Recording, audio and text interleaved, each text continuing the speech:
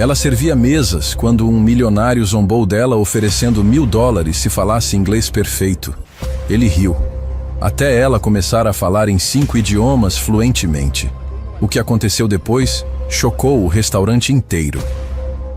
Marina equilibrava a bandeja com 6 taças de vinho enquanto atravessava o salão principal do Le Jardin. O restaurante era daqueles lugares onde cada detalhe custava mais do que ela ganhava em um mês inteiro. Lustres de cristal pendiam do teto alto, refletindo luz dourada sobre mesas cobertas com toalhas importadas. O cheiro de comida refinada misturava com perfumes caros que os clientes usavam como se fosse água de colônia comum. Ela já estava acostumada com aquele mundo que não era dela. Fazia meses que trabalhava ali, sempre quieta, sempre eficiente, sempre invisível. Exatamente como queria ser. Ninguém fazia perguntas, ninguém se importava com sua história, e ela agradecia por isso todos os dias. Quanto menos atenção recebesse, melhor. A mesa 17 era uma das mais disputadas do restaurante. Ficava num canto privilegiado, com vista para o jardim iluminado que dava nome ao estabelecimento. Marina colocou as taças uma por uma na frente dos clientes. Homens de terno que conversavam sobre números que ela nem conseguia imaginar. Milhões flutuavam nas conversas deles como se fossem centavos. Com licença, ela murmurou baixinho, como sempre fazia. Nenhum deles olhou para ela. Era normal. Marina tinha aprendido que para aquele tipo de gente, garçonetes eram apenas extensões da mobília. Funcionavam, mas não mereciam reconhecimento.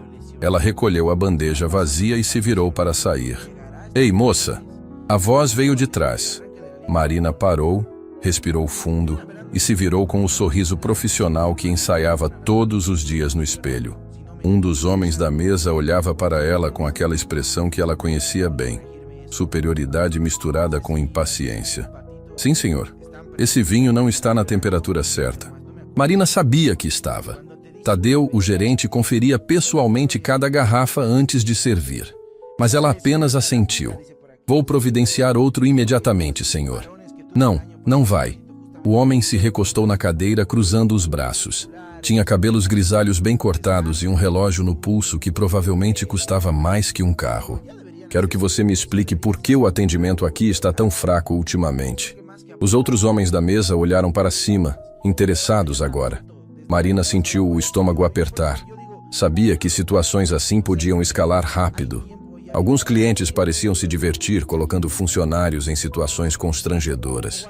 Peço desculpas se algo não agradou, senhor. Posso chamar o gerente para resolver qualquer problema. Não precisa chamar ninguém. Ele pegou a taça e girou o vinho dentro dela, observando Marina como se estivesse avaliando gado. Você entende de vinho? Um pouco, senhor. Um pouco. Ele repetiu com sarcasmo, olhando para os amigos que começaram a sorrir. Então me diga, o que tem de errado com este Chateau Margaux? Marina olhou para a taça. Não tinha nada de errado. O vinho estava perfeito. Mas responder isso seria chamar o cliente de mentiroso, e ela tinha experiência suficiente para saber que isso nunca terminava bem. Talvez tenha oxidado um pouco, senhor. Vou trazer outra garrafa. Oxidado. O homem riu alto. Você sabe o que significa oxidado? Marina não respondeu.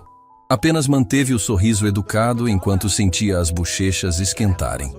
Algumas mesas próximas começaram a prestar atenção. Tadeu apareceu do outro lado do salão, percebendo que algo estava errado, mas manteve distância.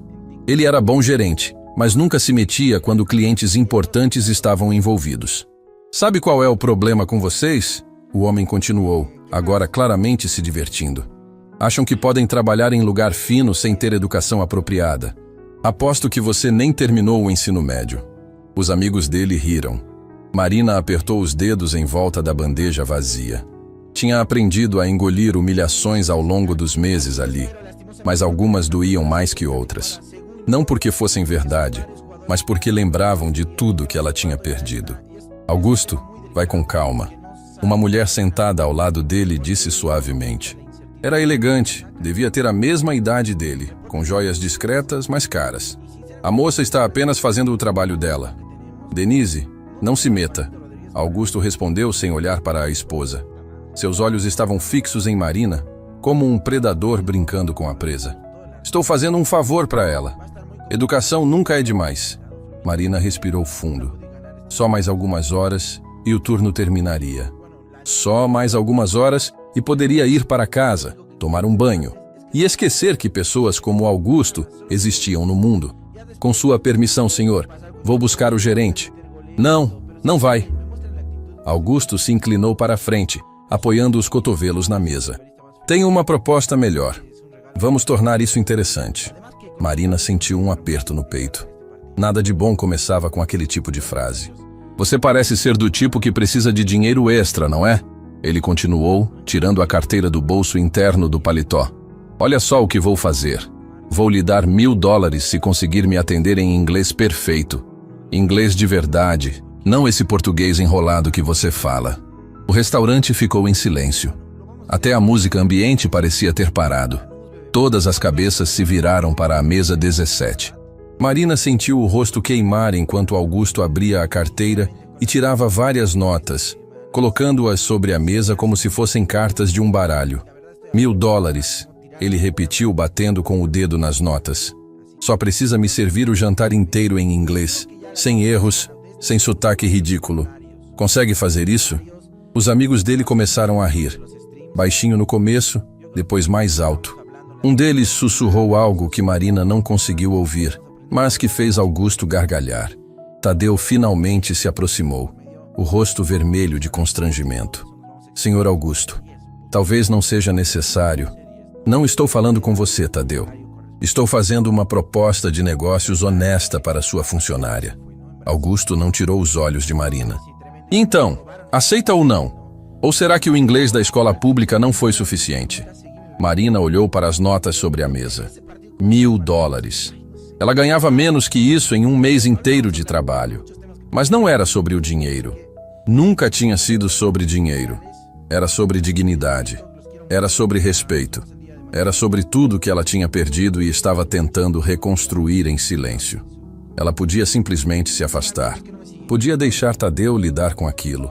Podia engolir mais uma humilhação e seguir em frente como sempre fazia. Ninguém esperava nada diferente dela. Ninguém sabia quem ela realmente era. Mas alguma coisa dentro de Marina quebrou naquele momento. Talvez fosse o tom de voz de Augusto. Talvez fosse o jeito que ele espalhava as notas como se fossem iscas para um animal faminto. Talvez fosse simplesmente o cansaço de meses se escondendo, de meses sendo invisível, de meses fingindo ser menos do que era. Marina colocou a bandeja vazia sobre uma cadeira vazia ao lado. Alisou o uniforme com as mãos. Respirou fundo, levantou o queixo e olhou diretamente nos olhos de Augusto pela primeira vez. Aceito, ela disse, e sua voz saiu firme, sem tremer. Augusto sorriu vitorioso. Ótimo, então vamos começar. Me diga o menu do dia. Marina não respondeu imediatamente. Ela apenas continuou olhando para ele, como se estivesse medindo algo, calculando algo que ninguém mais na sala conseguia entender. E quando finalmente abriu a boca para falar, Marina começou a recitar o menu em inglês impecável, com pronúncia britânica refinada e vocabulário sofisticado que deixou todos boquiabertos. O silêncio que caiu sobre o Le Jardin era do tipo que fazia as pessoas segurarem a respiração sem perceber. Marina continuava falando, descrevendo cada prato do menu com palavras elegantes e técnicas que pareciam ter saído de um documentário da BBC. Termos culinários fluíam naturalmente, sem esforço, sem aquela pausa típica de quem está traduzindo mentalmente do português. Augusto piscou algumas vezes, como se precisasse reiniciar o cérebro para processar o que estava acontecendo. Os amigos dele pararam de rir. Denise, a esposa, tinha uma mão sobre a boca, os olhos arregalados de surpresa. Marina continuou sua apresentação impecável do menu, recomendando o pato confitado da noite, preparado com glacê de mel e servido com vegetais assados da horta orgânica do restaurante. Sugeriu a harmonização com um Pinot Noir da coleção reserva. Tadeu estava parado a alguns metros de distância, completamente paralisado. Ele conhecia Marina há meses. Ela sempre foi a funcionária quieta, a que nunca reclamava, a que aceitava os turnos que ninguém queria. Nunca, em nenhum momento, ela havia demonstrado falar inglês. Quanto mais um inglês daquele nível. Um dos amigos de Augusto, um homem de bigode bem aparado, se inclinou para a frente. Espera aí, Isso é real? Marina se virou para ele com a mesma calma, perguntando educadamente se ele tinha alguma dúvida sobre o menu. O homem ficou boquiaberto. Augusto finalmente recuperou a voz, embora saísse mais alta que o normal. Isso não prova nada. Qualquer um pode decorar algumas frases. Aposto que você passou a noite inteira estudando isso.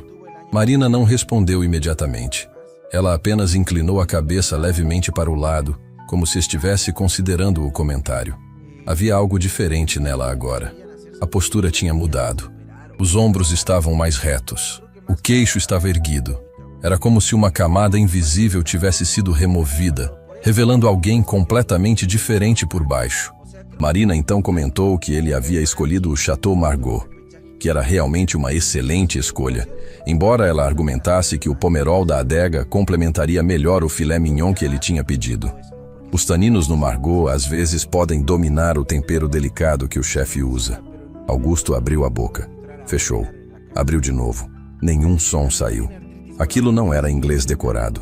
Era conhecimento real sobre vinhos, expresso em inglês fluente, com um nível de sofisticação que poucos sommeliers conseguiam alcançar.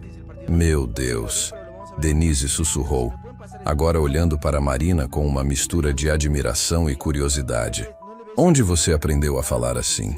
Marina se virou para ela, e pela primeira vez desde que a conversa começou, seu rosto mostrou algo além de profissionalismo. Uma sombra passou por seus olhos, rápida demais para a maioria das pessoas notarem. Explicou que teve experiência extensiva em hospitalidade. A resposta era vaga, mas algo no tom fez Denise não insistir. Havia uma história ali, escondida nas entrelinhas, e ela percebeu que não era o momento de desenterrá-la. Do outro lado do salão, uma mulher de cabelos loiros levantou a mão timidamente. Era parte de um casal francês que estava jantando a algumas mesas de distância. Pediu desculpas por interromper, mas perguntou se Marina poderia ajudá-los. Marina se virou para o casal. A mulher continuou explicando em francês que havia um problema com o pedido deles, e ninguém no restaurante parecia entender exatamente o que eles queriam. Tadeu tinha tentado, mas seu francês escolar não era suficiente para compreender as especificações culinárias que eles estavam tentando comunicar. Marina respondeu que ficaria feliz em ajudá-los, perguntando qual parecia ser o problema. Mas desta vez, falou em francês perfeito. Se o silêncio anterior era profundo, agora era absoluto. O restaurante inteiro parecia ter parado de funcionar. Garçons congelaram no meio de seus movimentos. Clientes deixaram garfos suspensos no ar. Até a música de fundo parecia ter diminuído de volume. Marina caminhou até a mesa do casal francês, conversando com eles como se tivesse nascido em Paris. Não era apenas fluência, era sotaque perfeito, expressões idiomáticas naturais, aquele jeito particular que os franceses têm de gesticular enquanto falam. Ela explicou os pratos disponíveis, ouviu as preferências deles e fez recomendações que deixaram o casal visivelmente satisfeito. A mulher francesa bateu palmas, exclamando que finalmente alguém entendia realmente de culinária. Marina sorriu educadamente e voltou para a mesa de Augusto. Ele estava pálido agora. Os amigos dele não sabiam para onde olhar. Um deles sussurrou algo sobre isso ser impossível para outro. Marina perguntou se deveria anotar o pedido dele agora ou se ele preferia continuar a conversa. Augusto engoliu seco. Seu rosto estava vermelho, as veias do pescoço saltadas. Ele tinha feito uma aposta pensando que seria fácil, uma brincadeira cruel para entreter os amigos. E agora estava sendo humilhado na frente de todos, no restaurante que frequentava há anos, por uma garçonete que ele tinha certeza que mal sabia ler. Isso não significa nada, ele insistiu, mas a voz saía menos segura. Francês também se decora. Eu conheço gente que fez Duolingo e finge ser fluente. Um homem na mesa ao lado, que tinha estado observando tudo com interesse crescente, de repente bateu na mesa e exclamou algo em italiano. Ele se levantou, um sorriso largo no rosto bronzeado. Era claramente italiano, com aquele sotaque carregado e gesticulação animada. Perguntou se Marina falava italiano. Marina se virou para ele.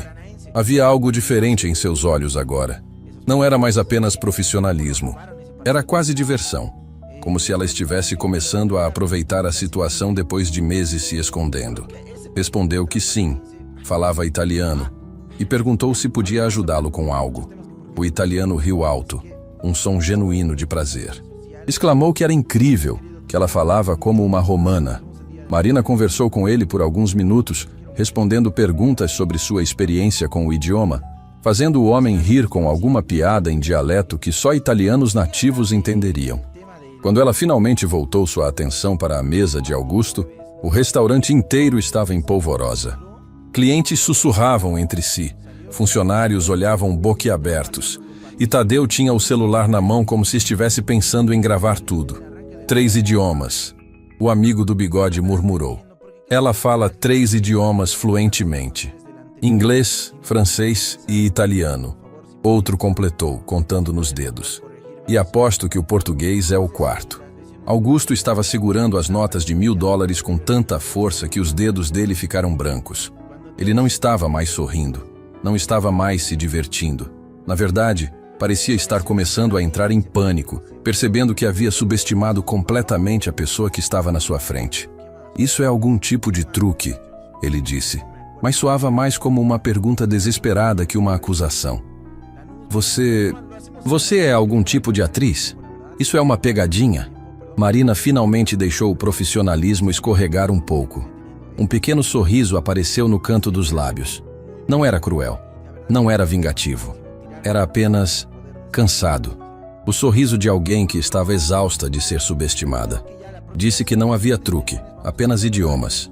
Um homem mais velho, sentado sozinho próximo à janela, de repente levantou seu copo de vinho e gritou algo em alemão, perguntando se ela também falava alemão. Várias pessoas riram, pensando que estava apenas brincando, testando os limites da situação absurda. Mas Marina se virou para ele e o sorriso cansado se ampliou um pouco mais. Respondeu que sim, falava alemão, e perguntou se ele gostaria de fazer o pedido em alemão. O homem alemão quase deixou o copo cair. Ele começou a fazer perguntas rápidas no idioma, testando, sondando, tentando encontrar algum limite. Marina respondeu a todas. Não apenas respondeu, mas conversou, debateu, até fez o homem rir com alguma observação sobre a diferença entre alemão da Baviera e de Berlim.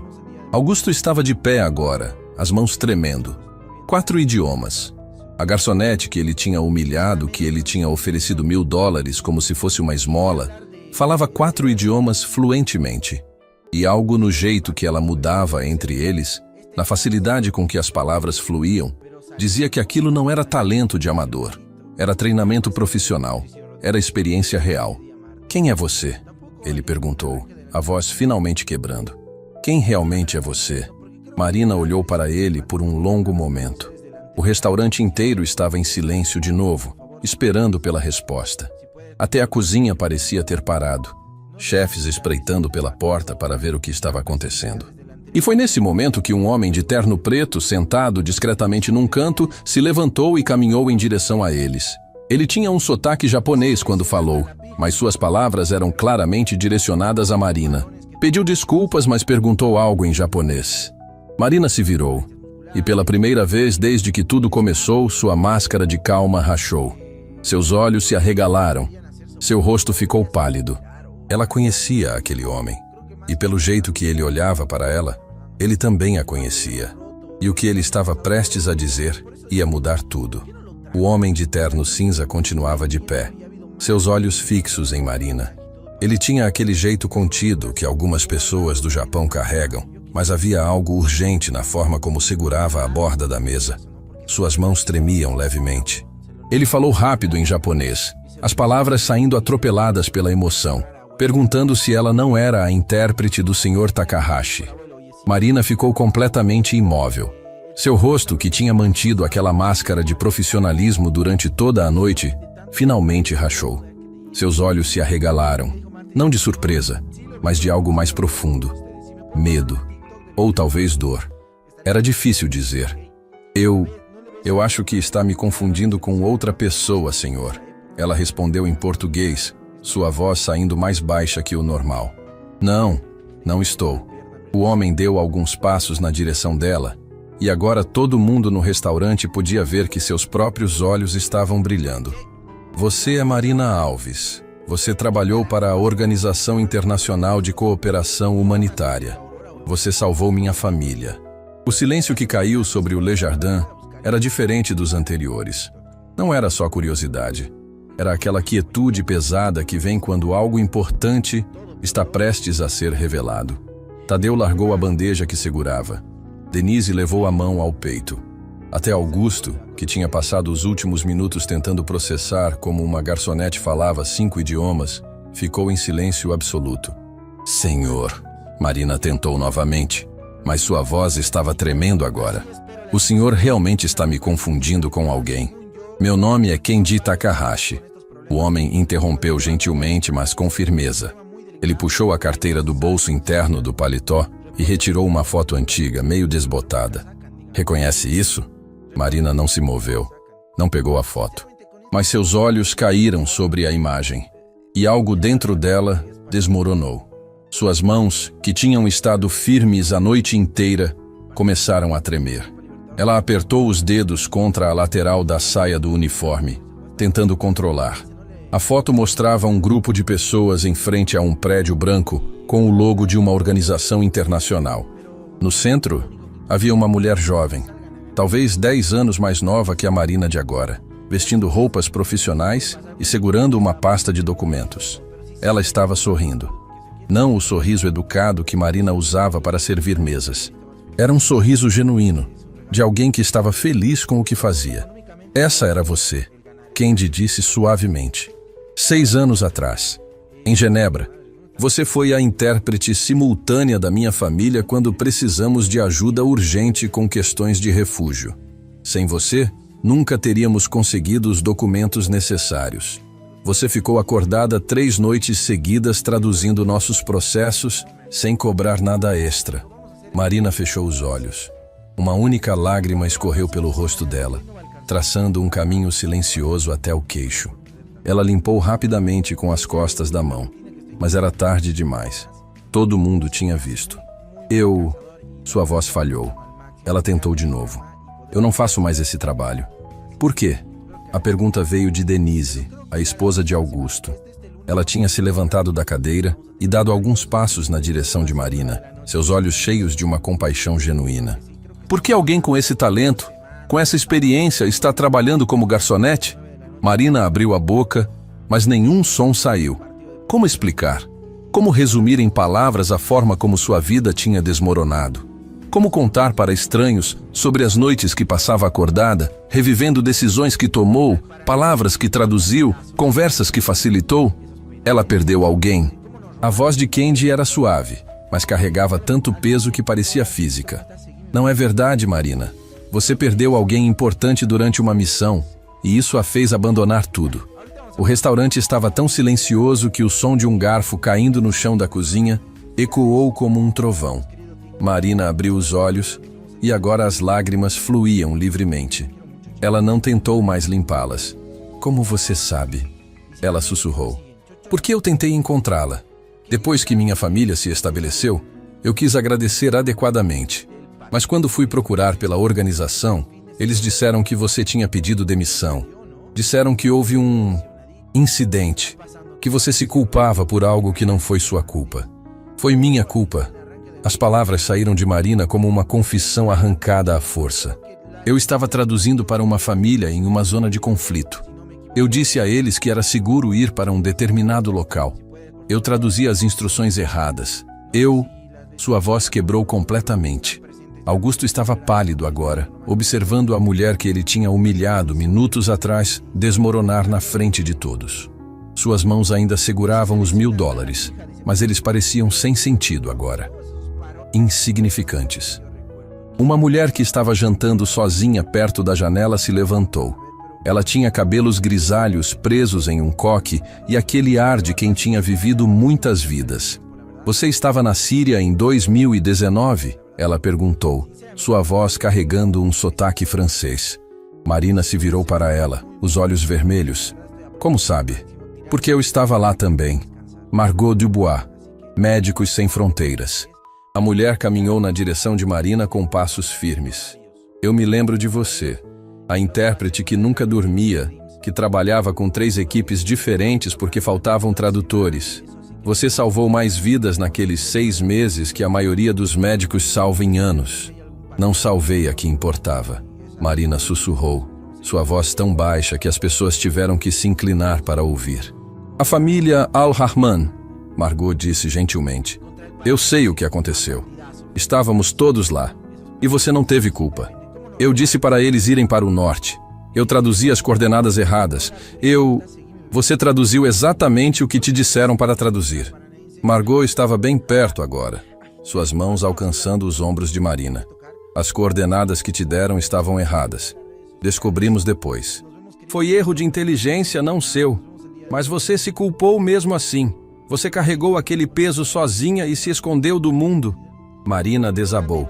Seus joelhos falharam, e se não fosse Margot segurando-a, ela teria caído no chão.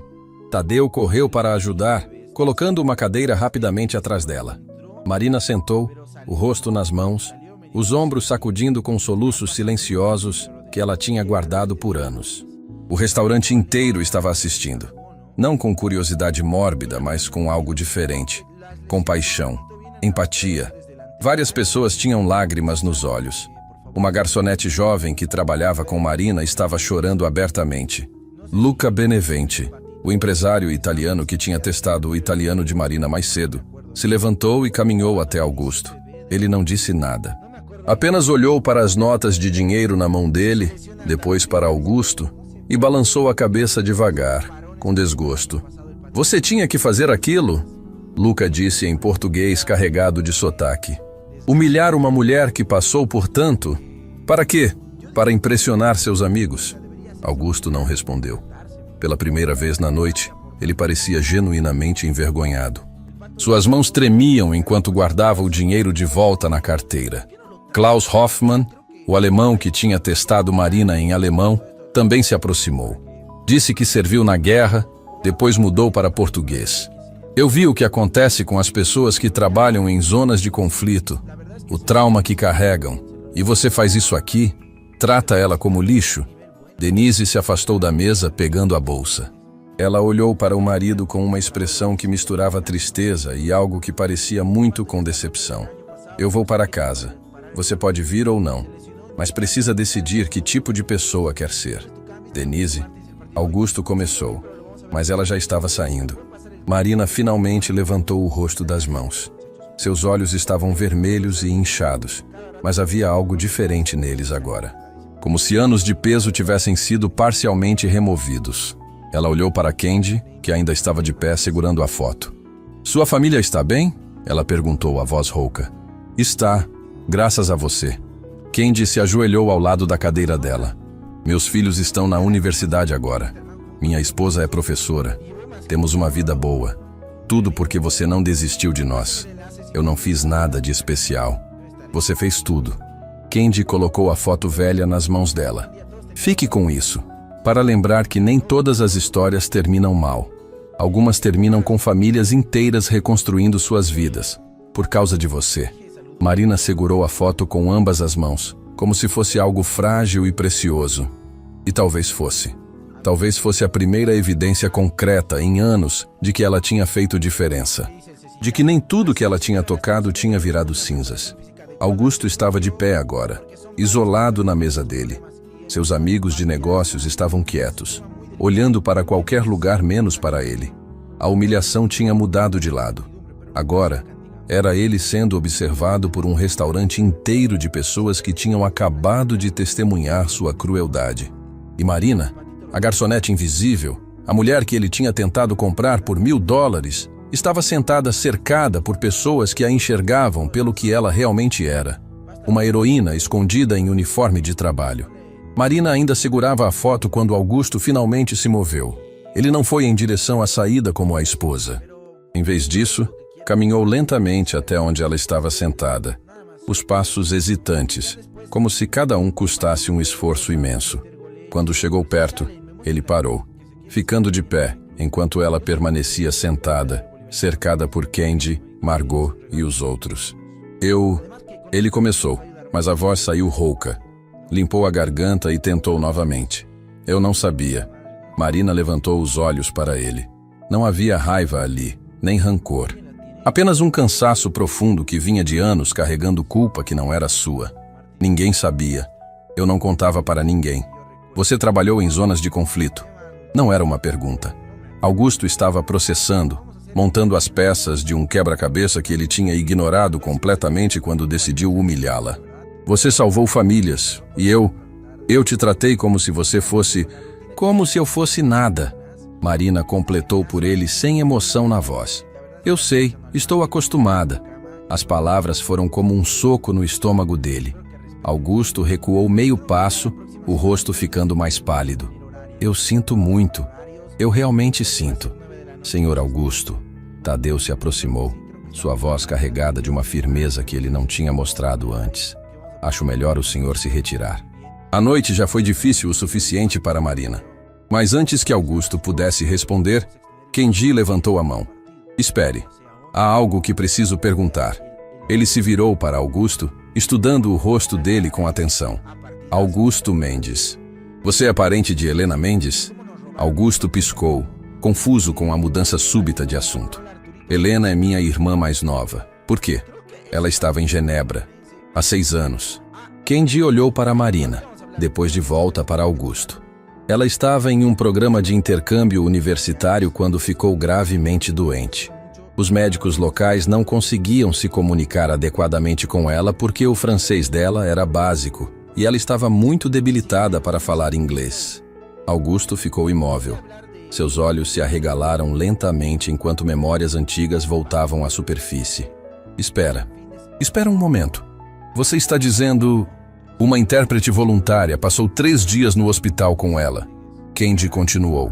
Isso foi em março de 2019, alguns meses antes de você ir para a Síria, traduzindo cada sintoma, cada instrução médica, cada palavra de conforto. Helena estava assustada, sozinha em outro país, e essa mulher ficou ao lado dela. Sua família me contou essa história quando nos conhecemos. Disseram que nunca conseguiram descobrir o nome completo da intérprete para agradecer adequadamente. Augusto se virou para Marina tão rápido que quase tropeçou. Você? Foi você que ficou com minha irmã? Marina fechou os olhos por um longo momento. Quando os abriu, havia algo parecido com resignação neles. Helena Mendes. Inflamação intestinal grave que os médicos pensaram inicialmente ser apendicite. Ela tinha cabelos castanhos curtos e uma tatuagem de borboleta no pulso esquerdo. Meu Deus! As palavras saíram de Augusto como um sussurro estrangulado.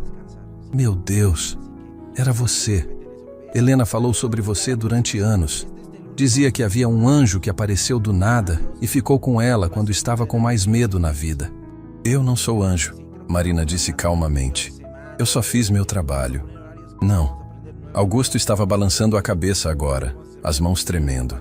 Não, ela disse que você não tinha obrigação de ficar. Que seu turno tinha terminado, mas você voltou na noite seguinte. E na outra. Ela disse que você segurou a mão dela quando os médicos fizeram os procedimentos dolorosos, traduzindo cada passo para que ela não tivesse medo. O restaurante inteiro estava assistindo esse impossível desenrolar de coincidências. Luca tinha uma mão sobre a boca. Klaus estava balançando a cabeça em descrença. Margot tinha lágrimas escorrendo pelo rosto. Helena quase não sobreviveu. Augusto continuou, sua voz quebrando. Os médicos disseram depois que se tivessem demorado mais algumas horas para entender o que estava acontecendo, ela teria... Ele não conseguiu terminar a frase. Marina se levantou devagar da cadeira. Ficou de frente para Augusto, e agora estavam na mesma altura, olhando nos olhos um do outro. Eu me lembro dela. Era uma menina doce, assustada, longe de casa. Qualquer pessoa teria feito o mesmo. Não teriam. Augusto estava chorando agora, lágrimas escorrendo livremente pelo rosto. A maioria das pessoas teria ido embora depois do turno, mas você ficou. Você salvou minha irmã, e hoje à noite eu te humilhei. Eu te ofereci dinheiro como se você fosse... Como se eu fosse nada. Marina repetiu, mas dessa vez havia algo diferente no tom. Não era acusação, era apenas fato. Augusto caiu de joelhos.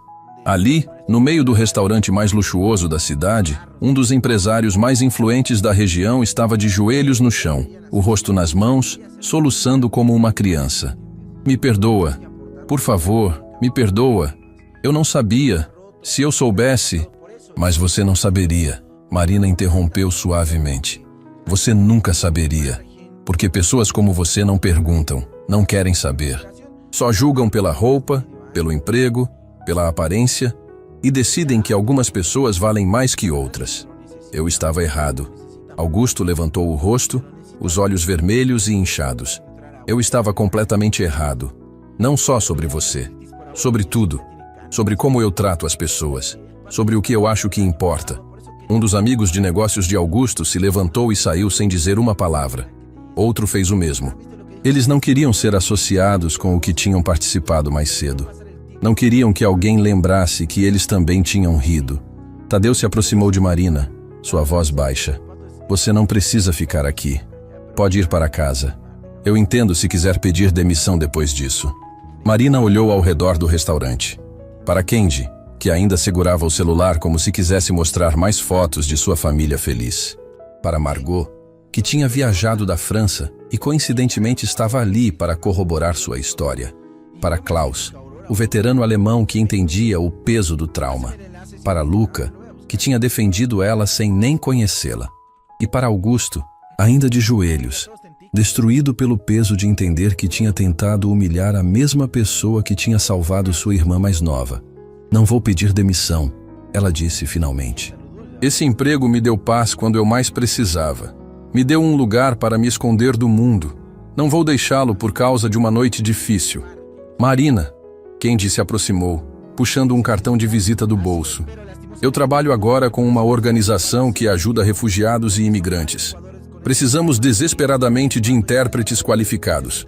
O salário é 4 vezes o que você ganha aqui.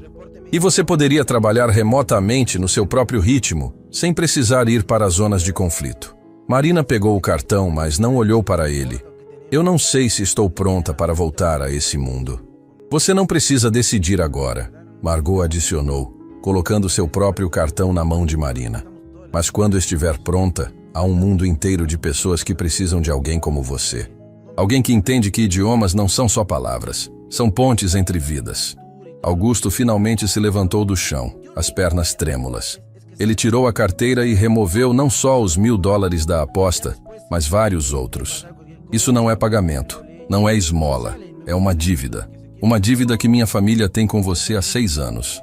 Marina olhou para o dinheiro. Deviam ser uns $5.000 ali, talvez mais. Dinheiro suficiente para pagar meses de aluguel, para dar alguma segurança, para comprar um pouco de paz. Mas ela balançou a cabeça. Eu não quero seu dinheiro. Então o que você quer? Augusto perguntou. E havia um desespero genuíno na voz dele. Como eu posso consertar isso?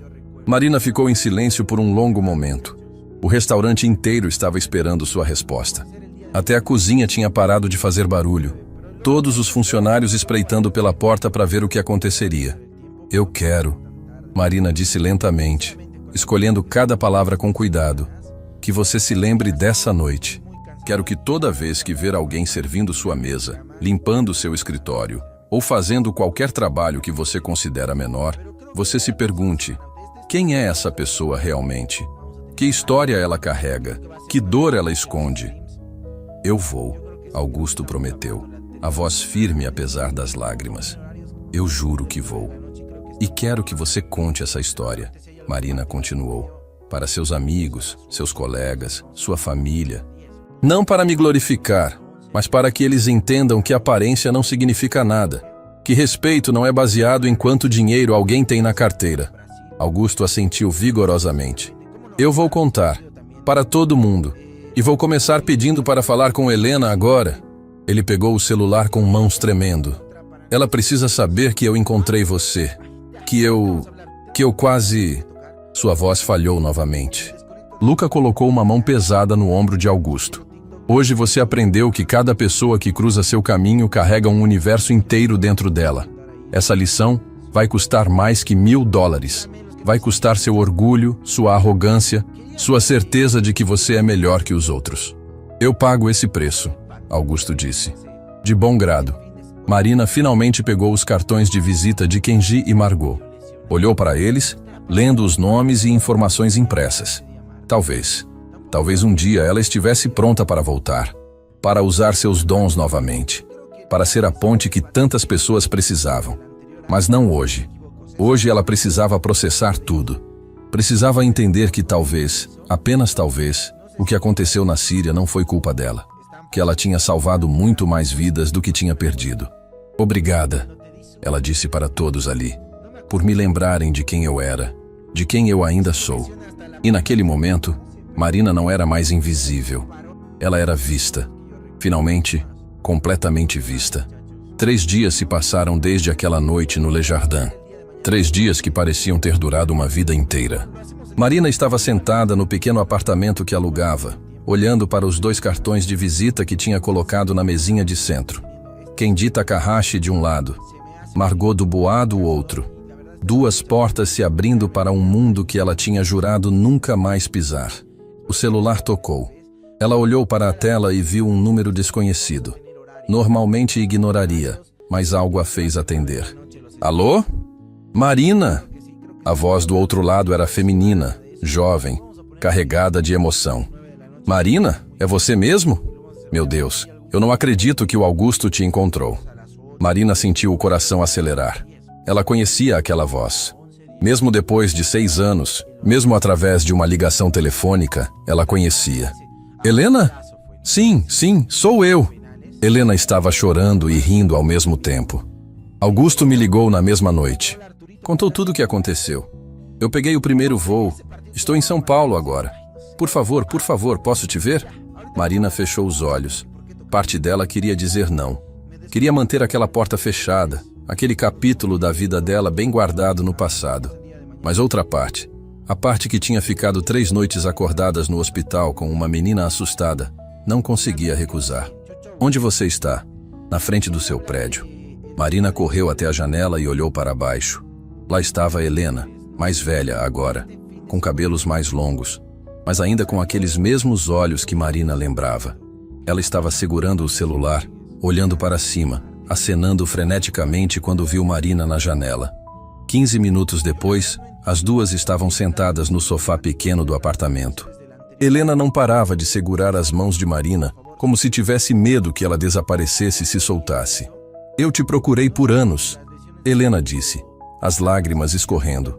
Voltei para Genebra 2 vezes tentando te encontrar, mas ninguém na organização sabia onde você estava. Disseram que você tinha pedido demissão e sumido. Eu precisava desaparecer, Marina admitiu baixinho.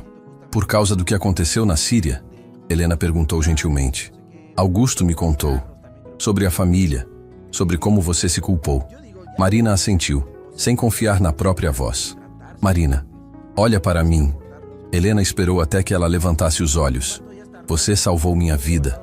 Literalmente salvou. Os médicos disseram depois que se tivessem demorado mais algumas horas para fazer o diagnóstico correto, eu teria entrado em sepse. E eles só conseguiram fazer o diagnóstico porque você traduziu cada detalhe minúsculo que eu estava sentindo. Cada dor, cada sintoma estranho. Você foi minha voz quando eu não conseguia falar. Eu só fiz o que qualquer pessoa faria. Não, você fez o que um anjo faria. Helena apertou as mãos dela mais forte. E depois você salvou aquela família na Síria também. Kendi me contou a história real. As coordenadas que te deram estavam erradas desde o início. Você não teve culpa, mas salvou outras 3 famílias naquela mesma semana. 3 famílias que existem hoje porque você estava lá. Marina balançou a cabeça, mas Helena continuou. Meu irmão é um idiota, sempre foi. Mas aquela noite no restaurante mudou ele. De verdade. Helena puxou o celular e mostrou uma foto. Era Augusto, em um centro comunitário, conversando com pessoas em roupas simples, um sorriso genuíno no rosto. Ele começou a fazer trabalho voluntário. Está usando os contatos dele para conseguir empregos para pessoas que ninguém dá oportunidade. Ele diz que é o mínimo que pode fazer depois de entender o quanto julgou errado. Não foi por minha causa. Marina protestou. Foi sim, e você sabe disso. Helena guardou o celular. Marina, posso te perguntar uma coisa? O que você está fazendo aqui? Como assim? Nesse apartamento minúsculo, trabalhando como garçonete quando você tem habilidades que poderiam mudar vidas. O que você está fazendo se escondendo? Eu não estou me escondendo. Está sim. Helena não estava acusando. Estava apenas afirmando um fato. E eu entendo. Trauma é assim. Nos faz querer desaparecer, ficar pequenos, invisíveis. Mas Marina, o mundo precisa de você. Existem milhares de pessoas passando exatamente pelo que eu passei. Assustadas, sozinhas, sem conseguir se comunicar quando mais precisam. E você tem o dom de ser a voz delas. Marina sentiu algo se partir dentro do peito. Era verdade. Tudo o que Helena estava dizendo era verdade. Ela tinha passado 6 anos se escondendo, se punindo por um erro que nem era dela. Enquanto isso, quantas pessoas tinha deixado de ajudar? Quantas Helenas tinham passado por hospitais sem alguém para traduzir seus medos? Eu não sei se sou forte o suficiente para voltar, ela sussurrou. Você é a pessoa mais forte que eu conheço, Helena respondeu. Você ficou 3 noites seguidas comigo quando estava completamente exausta. Você trabalhou em zonas de conflito traduzindo para famílias em desespero. Você aguentou meu irmão te humilhando e ainda manteve sua dignidade. Se isso não é força, eu não sei o que é. O celular de Marina tocou. Era Tadeu, do restaurante. Ela atendeu. Marina, você pode vir aqui hoje? Tem alguém querendo falar com você. Quem? É melhor você vir ver. 2 horas depois, Marina estava de volta ao Le Jardin.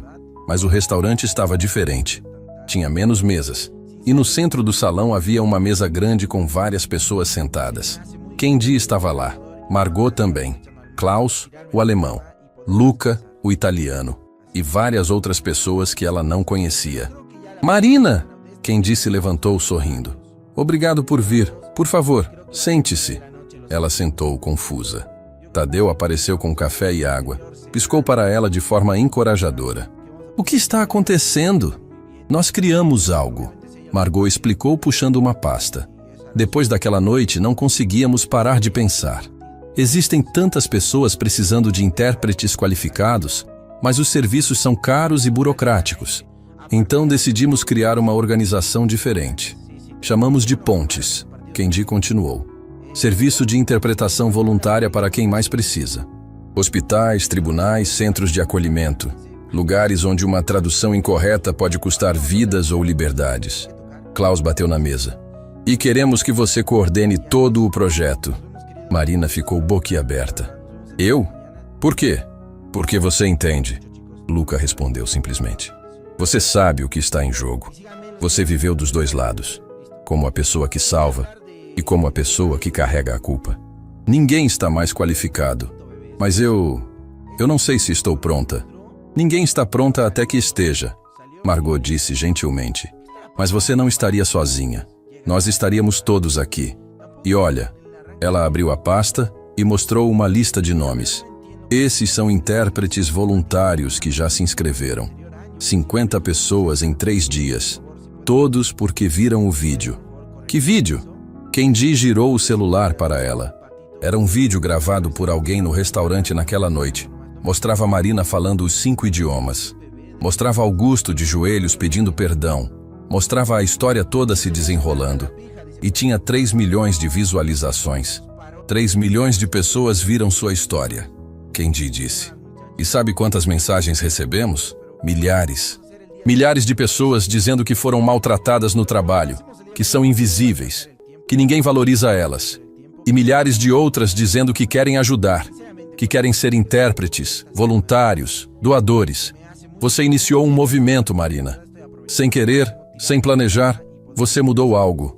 Marina não conseguia tirar os olhos do vídeo. Lá estava ela, a garçonete invisível, agora vista por milhões. E nos comentários, história após história de pessoas que se identificavam, que tinham sido julgadas errado, que escondiam talentos porque o mundo não dava oportunidade. Eu preciso pensar, ela disse finalmente. Claro, Margot sorriu. Mas pensa nisso. Nós já temos financiamento para os primeiros 6 meses. Temos espaço de escritório doado. Temos voluntários esperando. A única coisa que falta é você. Marina saiu do restaurante com a cabeça girando. Helena estava esperando do lado de fora, encostada em um carro. E então? Eles querem que eu coordene um projeto de interpretação voluntária. E você vai aceitar? Marina olhou para o céu. Era um dia claro, sem nuvens. O tipo de dia que fazia a gente acreditar que coisas boas eram possíveis. Ela pensou na família Al-Rahman, na culpa que carregou por 6 anos. Pensou em todas as pessoas que poderiam ter ajudado nesse tempo. Pensou em Helena, assustada em um hospital, precisando de uma voz. E ela pensou em si mesma, na mulher que tinha sido antes da tragédia, na intérprete apaixonada que acreditava que idiomas podiam salvar vidas. Talvez fosse hora de parar de se esconder. Talvez fosse hora de ser aquela mulher novamente. Eu vou aceitar, ela disse. E foi a primeira vez em 6 anos que teve certeza de algo. Vou aceitar e vou fazer dar certo. Helena abraçou ela com força. Eu sabia. Eu sempre soube que você voltaria. E naquele momento, Marina entendeu que às vezes a redenção não vem de esquecer o passado. Vem de usá-lo para construir um futuro melhor. Marina estava no pequeno escritório que tinham conseguido para o projeto Pontes, organizando papéis e preparando o treinamento dos primeiros voluntários, quando a porta se abriu bruscamente. Era Bruna, sua antiga colega do Le Jardin, mas havia algo diferente nela. Seus olhos estavam vermelhos, como se tivesse chorado, e ela segurava o celular com tanta força que os dedos ficaram brancos. Você viu isso? Bruna praticamente jogou o celular na mesa. Marina pegou o aparelho. Era um artigo de notícias com a manchete. Projeto de interpretação voluntária enfrenta oposição de sindicato profissional. Seu coração afundou conforme lia. Intérpretes profissionais estavam protestando, dizendo que o trabalho voluntário ia desvalorizar a profissão, tirar empregos, criar precedente perigoso. Eles vão conseguir bloquear, Bruna disse, sua voz tremendo. Tem advogados envolvidos. Estão dizendo que vocês não podem operar sem certificações específicas, que é ilegal oferecer serviços de interpretação sem credenciamento. Marina sentou devagar na cadeira. Tinha passado a última semana acreditando que finalmente tinha encontrado um propósito novamente. E agora, antes mesmo de começar, tudo estava desmoronando. Eu não entendo, ela murmurou. A gente ia ajudar pessoas que não têm condições de pagar. Não estávamos tirando o trabalho de ninguém. Eu sei. Bruna puxou uma cadeira e sentou na frente dela. Marina, tem uma coisa que eu preciso te contar. Algo que deveria ter dito há muito tempo. Marina levantou os olhos, surpresa pelo tom. Eu te invejei desde o primeiro dia, Bruna confessou, as palavras saindo atropeladas. Você chegou no restaurante e mesmo sendo quieta, mesmo se escondendo, tinha algo em você. Uma dignidade que eu nunca tive. Eu cresci sendo invisível de verdade. Minha família me tratava como se eu não valesse nada. E quando vi você, tão talentosa, falando todos aqueles idiomas, sendo admirada por todo mundo, eu senti raiva. Bruna, deixa eu terminar. Bruna limpou uma lágrima. Eu fui uma das pessoas que riu quando Augusto te humilhou. Não ria alto, mas eu ri por dentro. Porque finalmente alguém estava te colocando no seu lugar. Mas quando você falou aqueles idiomas, quando a história toda veio à tona, eu percebi que não era você que eu odiava. Era eu mesma. Eu odiava não ter coragem de ser mais, de tentar mais. Marina estendeu a mão e segurou a de Bruna. Você tem coragem. Olha você aqui agora, me contando a verdade. Eu vi o vídeo circular, Bruna continuou. Vi os comentários. Centenas de pessoas dizendo que se identificavam com você, que elas também escondem quem são porque o mundo julga. E eu pensei, eu também sou assim. Eu também tenho algo para oferecer, mas nunca tive coragem. O que você tem para oferecer? Bruna respirou fundo. Eu falo 3 idiomas: português, espanhol e inglês. Aprendi sozinha, assistindo filmes, lendo livros da biblioteca. Nunca contei para ninguém porque achei que não era suficiente, que se eu não tinha diploma, não valia nada. Marina apertou a mão dela com mais força. 3 idiomas são incríveis. E você sabe quantas pessoas precisam exatamente disso? Imigrantes latinos em hospitais, crianças de refugiados em escolas. Eu quero ajudar, Bruna disse, agora chorando abertamente. Quero ser voluntária no projeto Pontes. Quero fazer a diferença igual você faz.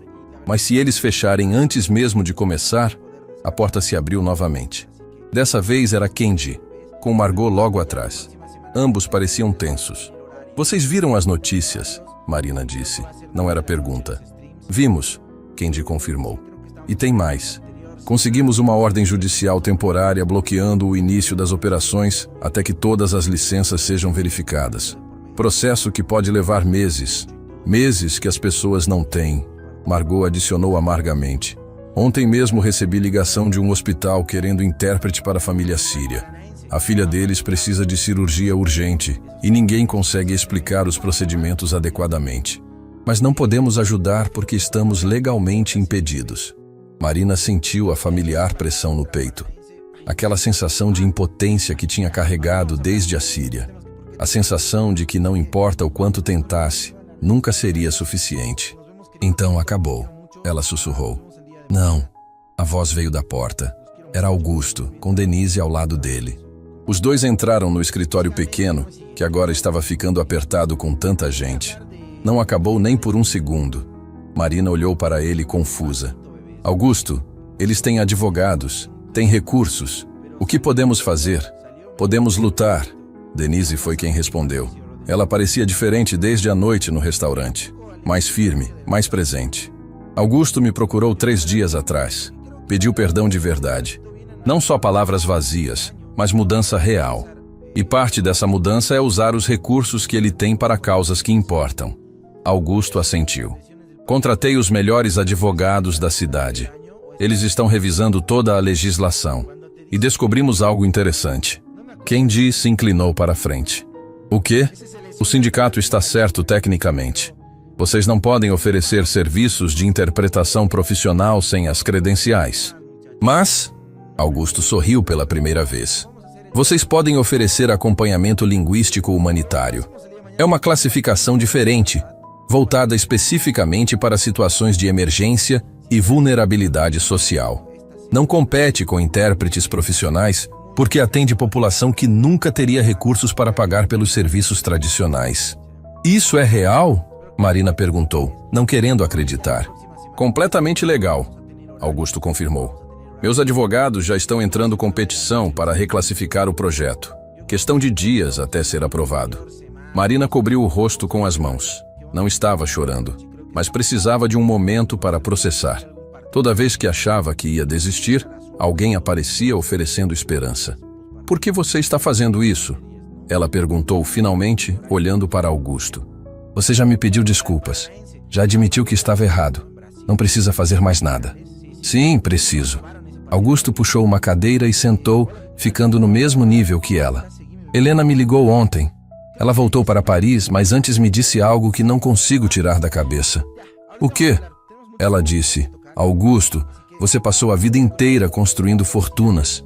Marina passou construindo pontes entre pessoas. Descubra qual das duas coisas realmente importa no final. Ele pausou, os olhos ficando úmidos. E eu percebi que passei décadas acumulando dinheiro, poder, influência. Mas nunca usei nada disso para algo que valesse a pena. Você me deu a chance de fazer isso. De finalmente usar meus recursos para algo maior que meu próprio ego. Denise colocou a mão no ombro do marido. Nós dois estamos fazendo isso. Eu também passei tempo demais sendo conivente com comportamentos errados. Não mais. O celular de Margot tocou. Ela atendeu, falou algumas palavras e seu rosto se iluminou. Era do hospital, a família síria. Eles conseguiram intérprete de emergência através de outro canal, mas querem saber se quando o projeto Pontes estiver operando, podemos assumir o caso deles. Quantas famílias como essa existem? Bruna perguntou baixinho. Centenas só nesta cidade, Kenji respondeu. Milhares no país inteiro. Marina se levantou, caminhou até a janela pequena do escritório e olhou para a rua lá embaixo. Pessoas comuns vivendo vidas comuns. Quantas delas estavam escondendo talentos? Quantas tinham histórias que ninguém conhecia? Quantas estavam esperando por alguém que as enxergasse de verdade? Tem mais uma coisa, Augusto disse hesitante. Sobre o vídeo que viralizou. Marina se virou. O quê? Ele já tem 7 milhões de visualizações. E começaram a aparecer mensagens de pessoas do mundo todo. Gente que quer replicar o projeto em outros países. Ofertas de parceria, doações, voluntários. 7 milhões? Marina mal conseguia processar o número. E tem uma mensagem específica. Augusto continuou, puxando o próprio celular. Chegou hoje de manhã. É de uma organização humanitária na Turquia. Eles estão trabalhando com refugiados sírios e viram o vídeo. Marina, eles encontraram a família Al-Rahman. O mundo parou. Marina sentiu as pernas falharem e Bruna pulou para ampará-la. O quê? Eles estão vivos, Augusto disse, agora chorando também. A família que você pensou que tinha perdido. Eles sobreviveram. E quando viram o vídeo, quando viram seu rosto, eles mandaram uma mensagem. Ele virou o celular para ela. Era um vídeo curto. Uma mulher de véu, com 3 crianças ao redor dela, falando em árabe. Kendi rapidamente traduziu. Ela está dizendo: Marina, você nos salvou. As coordenadas estavam erradas, mas você nos avisou a tempo de mudar a rota. Você não nos perdeu. Você nos deu vida. Obrigada. Obrigada por tudo. Marina desabou. 6 anos de culpa, 6 anos de pesadelos, 6 anos carregando um peso que não era dela. E ali estava a prova viva de que ela não tinha falhado, que ela tinha salvado aquela família, que seu trabalho tinha valido a pena. Bruna a abraçou. Margot juntou-se ao abraço. Kendi também. Logo todos no escritório estavam em um abraço coletivo, chorando, rindo, compartilhando aquele momento de redenção impossível. Quando finalmente se separaram, Marina limpou o rosto e olhou para todos ali, para os amigos que tinha feito, para as pontes que tinha construído sem perceber. Vamos fazer isso acontecer, ela disse, a voz firme pela primeira vez em anos. Vamos fazer o projeto Pontes funcionar. E vamos salvar todas as famílias que conseguirmos. Todos juntos, Bruna adicionou, segurando a mão dela. Todos juntos. Todo mundo repetiu. E naquele momento Marina entendeu que às vezes os milagres não vêm de lugares esperados. Vêm de humilhações que se transformam em oportunidades. De quedas que se tornam voos. De vozes que se recusam a permanecer invisíveis. 2 meses se passaram desde aquele dia no pequeno escritório. 2 meses que mudaram tudo. Marina estava parada na frente do novo prédio do Projeto Pontes, inaugurado naquela manhã ensolarada. Não era grande nem luxuoso, mas era deles. 3 andares simples com salas de atendimento, espaço para treinamento de voluntários e uma recepção acolhedora onde qualquer pessoa podia entrar e ser ouvida. Literalmente ouvida, em qualquer idioma que falasse. A placa na entrada brilhava sob o sol. Projeto Pontes, conectando vidas através de palavras. E logo abaixo, em letras menores, em memória de todas as vozes que precisaram ser ouvidas. Está pronta? Kendi apareceu ao lado dela, ajeitando a gravata. Atrás dele vinham Margot, Klaus, Luca, todos os rostos que tinham estado naquela noite no Le Jardin que mudou tudo. Acho que sim, Marina respondeu, alisando o vestido simples que usava. Nada ostentoso, nada que escondesse quem ela realmente era. O salão principal estava lotado. Сейчас зайдем, посмотрим, как у них трансляция началась.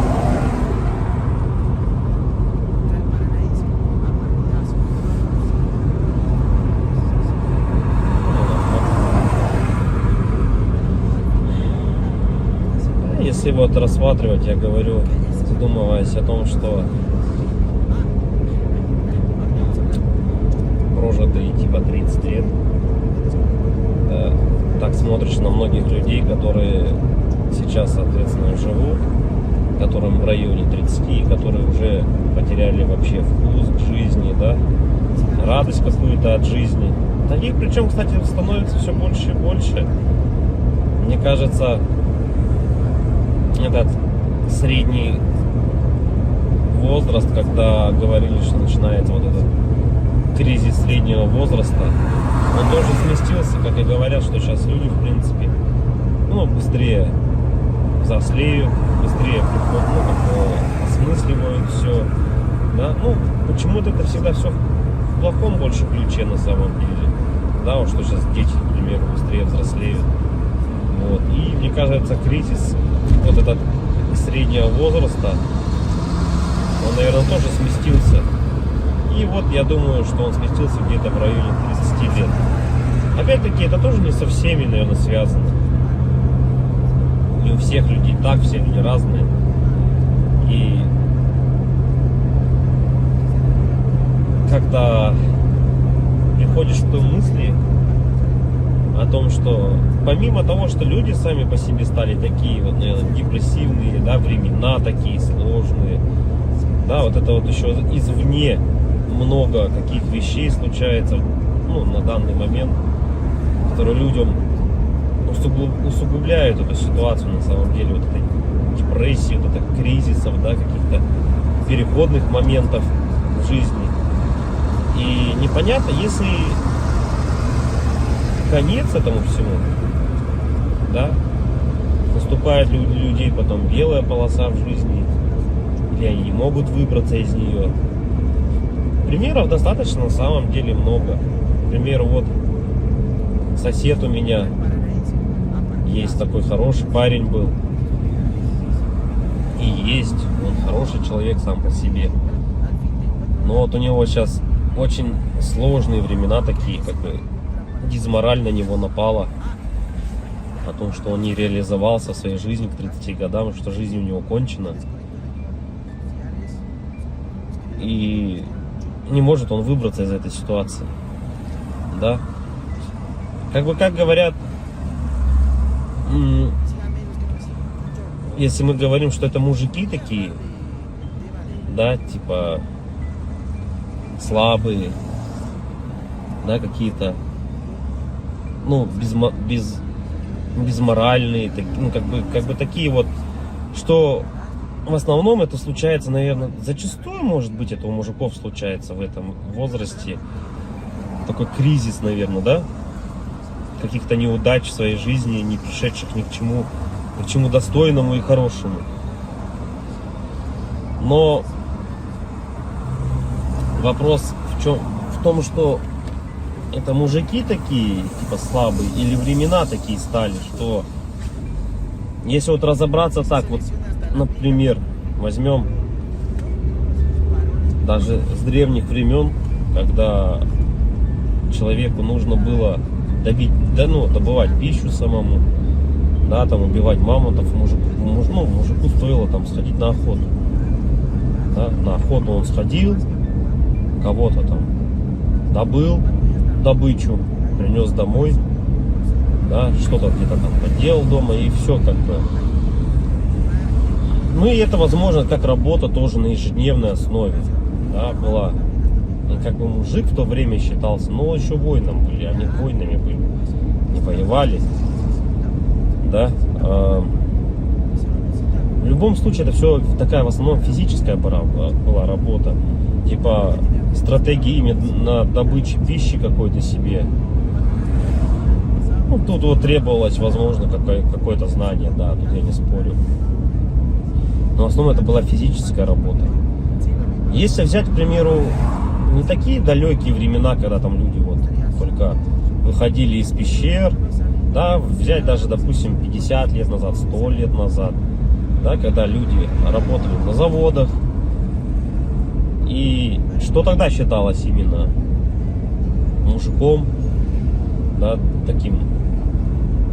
Разница была, наверное, с нынешними временами в том, что если ты работал, к примеру, на заводе на каком-то, то тебе было этого всего достаточно. То есть ты уходил на завод, отработал свое время, да, пришел домой,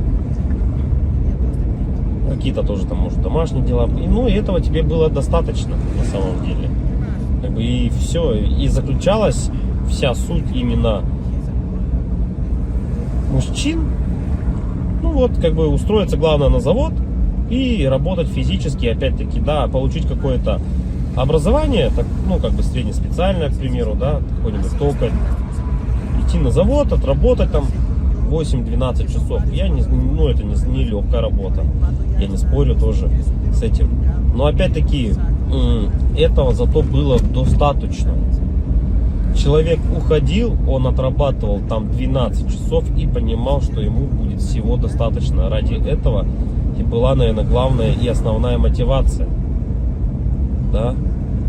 И если перенесемся мы, наверное, в наше время уже, сейчас, на данный момент, то есть люди просто не знают на самом деле, как заработать, как получить жилье, как получить новый автомобиль. То есть способов получения данного результата его нету как такового.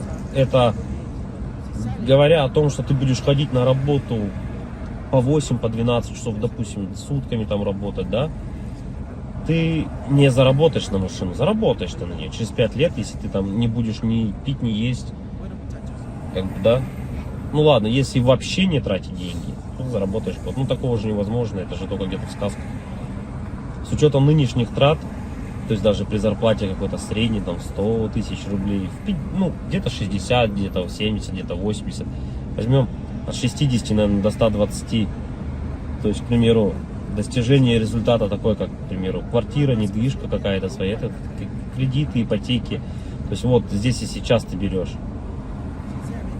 И залазя все глубже и глубже, то есть, как сказать, взял ты, к примеру, себе недвижимость, да, в ипотеку, пусть оно будет так. Помимо тех трат, к примеру, помимо этой ипотеки, там, ремонт и так далее, тебе за эти 20 лет нужно и телефоны менять, и одежду менять, и так далее, там, кушать надо. Машины также в этот же момент менять тебе надо. И то есть это кабала на самом деле такая, она дизморальная.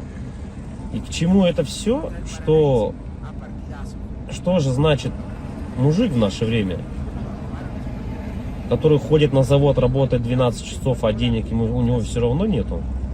Как бы добычу он принести уже не может, да? Ну типа он может сходить в лес, но от этого толку особо не будет. И, наверное, сам интернет, во-первых, расфорсил вот это вот все, то, что люди должны зарабатывать какие-то миллионы. Они должны зарабатывать. Это было бы шикарно, если бы каждый зарабатывал. Но каждый по своей сути не может столько зарабатывать, да, потому что не хватит денег, чтобы каждый. А может их и хватит, но никто никому не даст так зарабатывать. И вот возвращаясь, к примеру, к тому, что какая зарплата? 1300, наверное, должна быть в наше время, чтобы как бы себя, наверное, обеспечивать, да? Хорошо. Одному. И кто же тогда мужик в наше время? Типа, что он должен делать? Что он должен выполнять? Как бы, если он ходит на работу, но смысла от этого нету. Ну, как бы он есть, да, у тебя какой-то идет доход, но если его недостаточно. Смотришь другие профессии, другую работу, да,